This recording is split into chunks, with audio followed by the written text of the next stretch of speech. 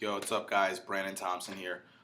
Just a quick tip, tip of the day with me and E-Man. We're realizing when you're presenting it, try and do it within like a dorm room or a private, if not private, then someone's like wherever they live location. Because recently, me and E-Man went out to pause.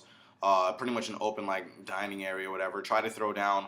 Pretty much the kid was like looking everywhere, looking at his friends. His friends come clap him up, and you really can't get your point across. So if you want to meet someone in a location, maybe it's like a private location. That way, there's not going to be so many friends passing in back and forth.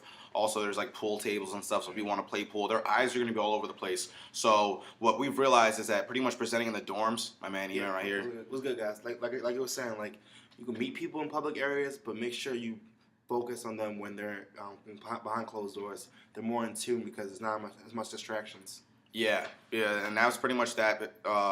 Because we ran into that problem when we went and presented to someone in a public area, whether it's like a park or wherever you're trying to throw down. You don't really want to do it there. Too many distractions, cars going by left and right. You want to do it within your dorm room. So if you bring them back to the dorm, you're pretty much going to throw down perfectly. You're going to have their complete attention. You could turn the TV off. You could do whatever. You're going to have their undivided attention. Literally, if you're talking to them, they're not going to be texting like right in front of you. So that works really, really, really well, and it's been growing the team a lot faster.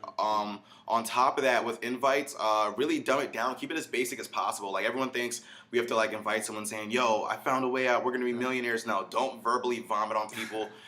Literally, just keep it basic. We're not inviting them to check out a business. We're just inviting them to chill. That's what's really worked for us. Pretty much saying, "Yo, bro, what are you doing tonight?" He's like, "I'm just chilling.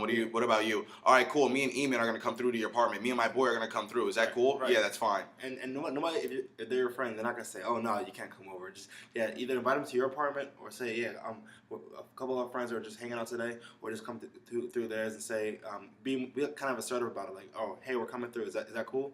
And they're like, "Oh yeah, sure, why not?" So yeah, just keep it simple as possible. Don't mention anything about the business because it's more a friendship than a business. So yeah, make sure it's really simple so that when you get there, you can throw it down and then you guys can still chill afterwards, whether or not they're interested. Yeah, and what's really cool is like if you go to people's apartments and where they live, you keep the numbers on your side. So if I come there with E-Man and we're throwing down for our one boy who we asked to come over to his crib, well, guess what? It's 2-on-1. We have an advantage. Exactly. You see what I'm saying? So it's instead of like trying to organize meetings where you have 20 to 30 kids and trying to throw down, and then all 30 of them are like, "Oh, pyramid scheme, bullshit." No, you don't want to do that. Just keep it as simple as possible. Keep it as personal as possible. And that's another thing with like fraternities and stuff, because pretty soon we're really going to start getting in deep with fraternities, and that's really going to blow this thing up top to bottom because the brotherhoods and they know other fraternities and sororities. But guess what? We're not going to go and target 20 or 30 kids in a fraternity and try and throw down for all 30 of them. What we're going to do, pull one or two of our boys that we know really, really well, and when we're able to present, if you can't present yourself, if you're not knowing all the information yet, you only get one shot with people. So bring me or bring an upline like Terry or Justin or whoever, Petey. Bring an upline, Maggie, Zach, get them on Skype, because really get through to them, and break it down like easily, So that's pretty much that top to bottom. But that's pretty much the tip of the day. One, do not throw down in public because there's going to be people walking back and forth. You never know what cross lines may run into you. You never know what people that are like, "Oh, I've heard of this," know. Exactly. So keep it as private as possible. Bring them into a room and then pretty much do it from there. And that's it, guys. So